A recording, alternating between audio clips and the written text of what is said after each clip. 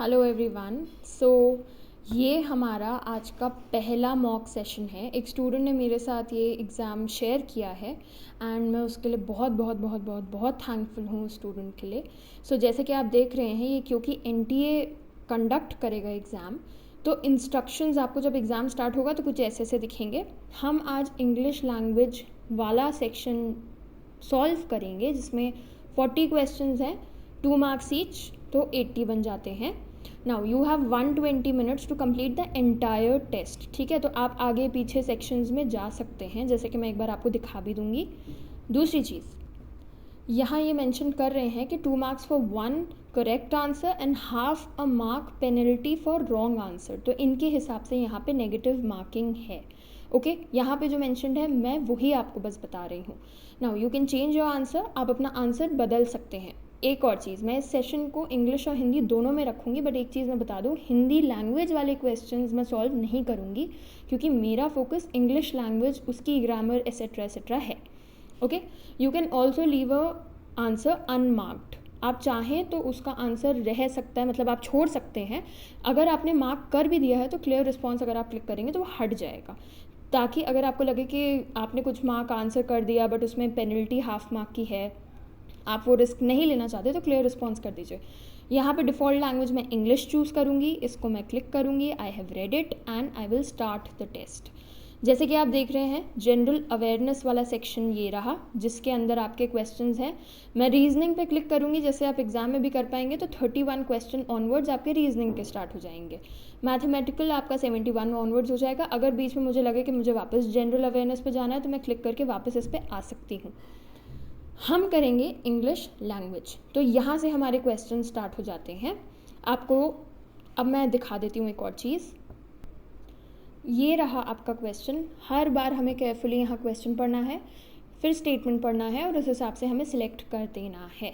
Okay, in the following questions one part of the sentence may have an error. Find out the part of the sentence which has the error and click the button corresponding to it.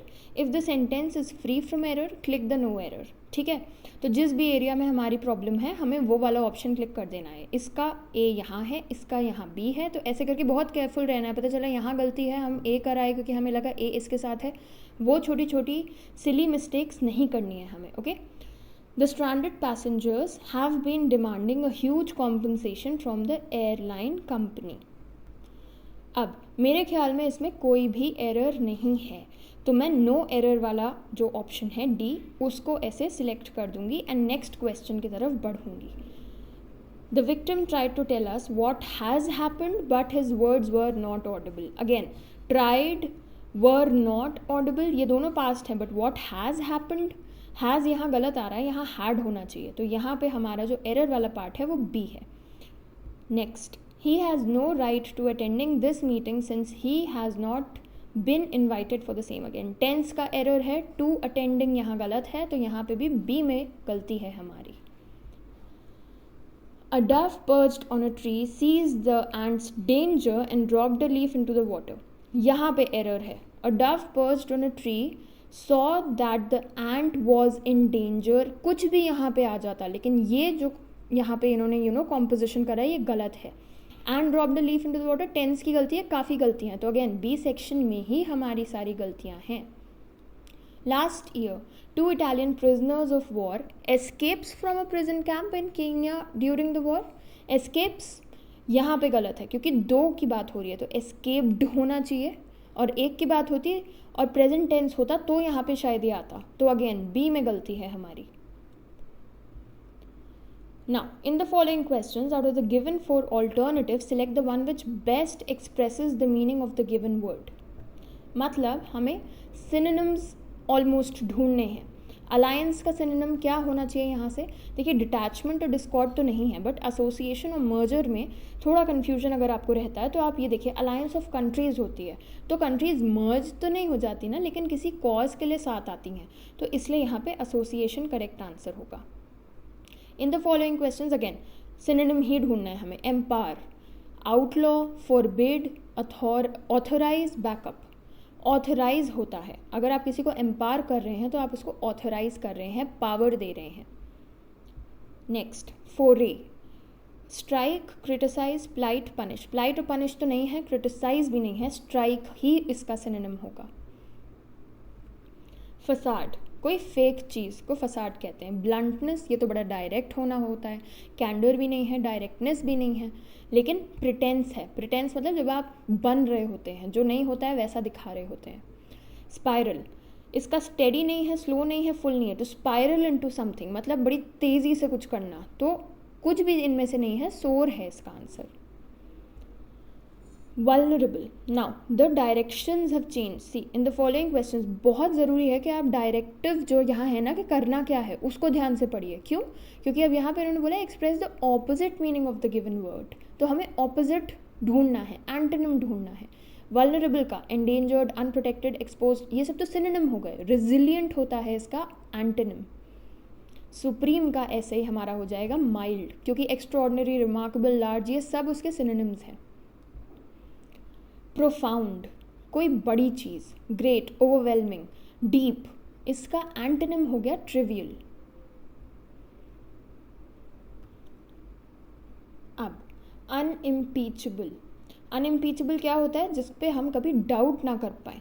Impeach का मतलब अगर आप polity में भी जाते हैं तो वो होता है कि किसी को ट्रायल पे बिठाना, क्वेश्चन करना, तो डिपेंडेबल नहीं है, ब्लेम नहीं है, ट्रस्टवर्दी नहीं है, डूबियस है।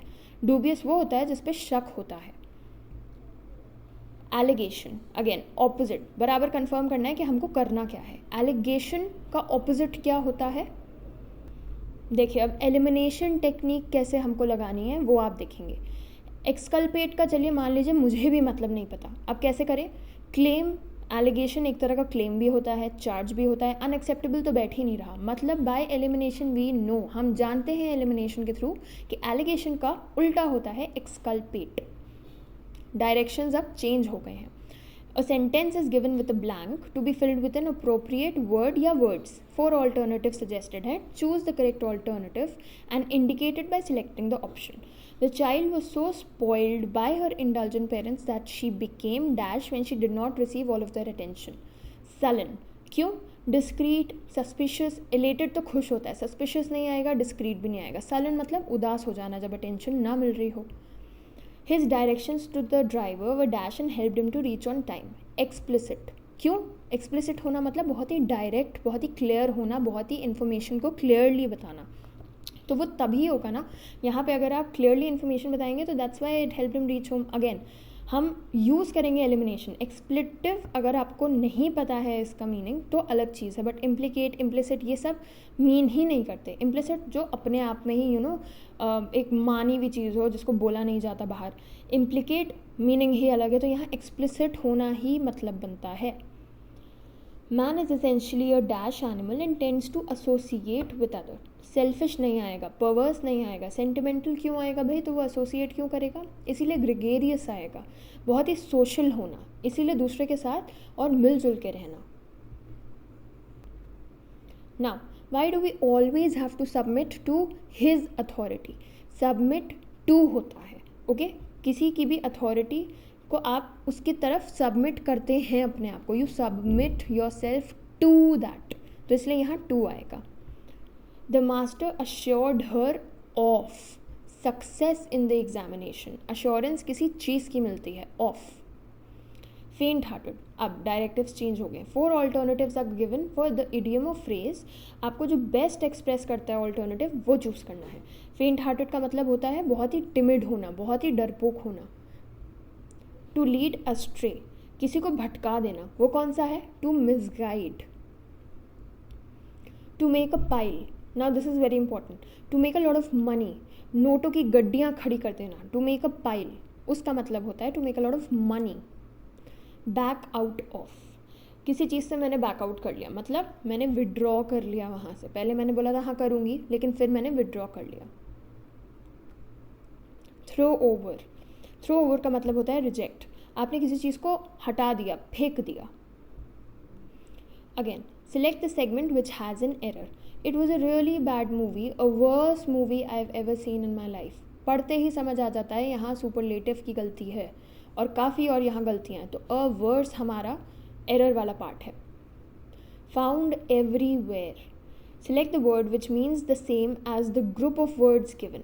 मतलब अगेन सिनोनिम एक तरह से ढूंढना है फ्रेज का. Found everywhere means omni present, जो हर जगह प्रेजेंट हो. स्कार्स नहीं हो सकता, स्केर्स नहीं हो सकता, रेयर नहीं हो सकता, अनयूजुअल भी नहीं हो सकता बिकॉज वो कहाँ से हर जगह मिलेगा. ओमनी प्रेजेंट, जो हर जगह हो. एक और वर्ड मैं आपको बताती हूँ, ओमनीशिएंट. इसका मतलब जिसे सब पता हो. चलिए अब नेक्स्ट पे चलते हैं. Select the most appropriate idiom to be filled in the sentence. The government has decided to dash GST on some items in order to help the small traders. Roll back, किसी चीज़ को introduce करके वापस ले लेना. The government has decided to roll back GST on some items. Okay? If your actions are dash what you say, no one is going to believe you.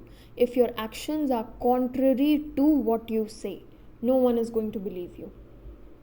The mother said to her son, you always do what you want. Do you always have to be so stubborn? Reasoning तो अच्छी quality होती है. Withdrawn, भाई वो अगर हमेशा अपनी मर्जी का करता तो विथड्रॉन कैसे? ऑकवर्ड भी नहीं होता. Select the synonym of innocuous. Innocuous का जो सिनोनिम होता है वो होता है हार्मलेस, जिससे हमको बहुत ज़्यादा हार्म ना पहुँचे. Select the most appropriate idiom. Again same idiom choose करना है. The residents of my colony dash in trying to find out about the increasing number of car thefts. अब देखिए सिनोनिम तो काफ़ी है यहाँ पे, तो आपको पहले सेंटेंस का कॉन्टेक्स्ट समझना चाहिए. भाई रेसिडेंट्स को प्रॉब्लम हो रही होगी अगर गाड़ियाँ चोरी हो रही होंगी, तो वो अपनी पूरी जान लगा देंगे ना ये ढूंढने में कि कौन चुरा रहा है. सिर्फ एक ही यहाँ पे वहाँ फिट बैठता है, पुल्ड ऑल द स्टॉप्स. कोई कसर नहीं छोड़ी है ढूंढने में कि कौन गाड़ियाँ चोरी कर रहा है. Identify the best way to improve the bold part of the given sentence. If there is no improvement, select no improvement. Okay? मतलब जो bold part है उसमें या तो कोई गलती है या फिर उसका एक और ऑल्टरनेटिव होगा और हमको वो चूज़ करना है. ठीक है. It takes me within 15 minutes to walk to the metro station from my house. It takes me about 15 minutes. मतलब लगभग 15 मिनट के आसपास मुझे लग जाते हैं. Again select the most appropriate idiom. पता नहीं इन्होंने इतना आगे पीछे क्यों दिया है, थोड़ा कन्फ्यूजिंग हो जाता है. इसीलिए ज़रूरी है कि आप डायरेक्टिव हर बार पढ़ें. When you dash it is best to be patient and have faith in your inner strength. क्या कॉन्टेक्स्ट निकल के आ रहा है कि शायद जब आप परेशान हों तो आप पेशेंट रहें और have faith in your self. ठीक है, तो ये अच्छी क्वालिटीज़ विपदा में, बहुत ही परेशानी के टाइम में आती हैं. तो इसीलिए इसका होगा find your self in troubled waters. मतलब जब काफ़ी दिक्कतें आप झेल रहे हैं तब आप पेशेंट रहिए and have faith. Identify the best way again to improve the bold part of the given sentence. When we were on holiday in Kerala, we were visiting much beautiful tea terraces and spice gardens. We were visiting much. देखिए visited any, are visit a few सब गलत है. No improvement हो नहीं सकता. visited many. अब इसको अगर चेंज करेंगे यहाँ देखेंगे तो we visited many beautiful tea terraces and spice gardens. सही बैठ गया ना. नेक्स्ट पे चलते हैं. अगेन इम्प्रूवमेंट देखना है. Had she been hungry, she would have devoured the whole lot of it. एकदम सही है. क्यों? क्योंकि आप अगर ये सारे पढ़ेंगे तो आप देखेंगे कि unless she had been hungry. अरे वो बोल रहे हैं हैड शी बीन हंग्री. अगर वो सच में भूखी होती तो सब खा गई होती. Unless she had been hungry नहीं बैठेगा. However she had been hungry नहीं. As if she had been hungry she would have डिवाउड. तो ये सब के सब गलत हैं. यहाँ पे आपका आएगा नो इम्प्रूवमेंट.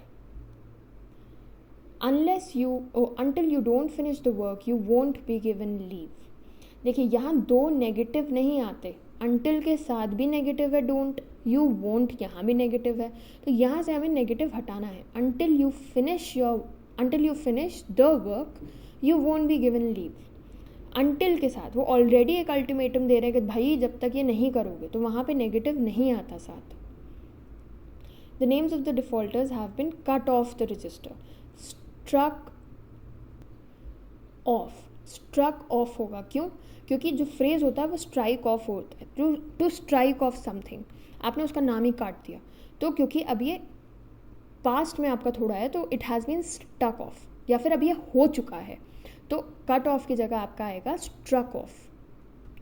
कट आउट नहीं होगा, स्ट्रक आउट कुछ नहीं होता है. इम्प्रूवमेंट तो चाहिए. This is a matter I'd rather not talk about. This is a matter. अब मैं यहाँ थोड़ी कन्फ्यूज्ड हूँ क्योंकि यहाँ पे आता तो ये आता कि this is a matter about which I'd rather not talk. या फिर I'd rather not talk about। मेरे ख्याल में तो यहाँ पे नो इम्प्रूवमेंट ही होना चाहिए, लेकिन हो सकता है ये भी हो। So I am not very sure about this one. Only when you left I did sleep, नहीं, did I sleep. Only when you left did I sleep, जब आप गए तभी मैं सो पाई। ठीक है, सो आज हमारे ये चोज़न क्वेश्चंस इंग्लिश के सॉल्व हो गए हैं with in I think 15 minutes. मैं आपके लिए ऐसे 3 और मॉक्स लाऊंगी ताकि आप फटाफट 15-16 मिनट में एकदम इनको करके ख़त्म करें। आपके पास सारी एक नॉलेज रहनी चाहिए, लॉजिक रहना चाहिए कि ऐसे टाइप के क्वेश्चंस में हमें क्या क्या ध्यान रखना है, क्योंकि NTA CBT मोड वाले क्वेश्चंस कंडक्ट कर रही है। ये सीनियर असिस्टेंट का है, बट असिस्टेंट, जूनियर असिस्टेंट, मतलब सारी पोस्ट के लिए इंग्लिश लैंग्वेज ऐसी ही है, इसमें ज़्यादा चेंजेस नहीं हैं। सो इस पर सिर्फ मत जाइए कि ये सीनियर असिस्टेंट का है। जितने मॉक्स आप कोशिश कर सकते हैं आप प्लीज़ इनको करिए, एंड मैं आपसे बहुत जल्द मिलूँगी। आई सी यू सून। ऑफिस प्रोसीजर्स वाला मैं आपके लिए ऑलरेडी अपलोड कर चुकी हूँ। आप प्लीज़ उन वीडियोज़ को बहुत बहुत बहुत बहुत बहुत ही ज़्यादा मतलब डेडिकेशन के साथ देखिए, क्योंकि जैसा भी पेपर आ जाए मुझे लगता है उन वीडियोज़ के साथ आप बिल्कुल रेडी हो जाएंगे। Okay, and I will see you soon. Bye bye.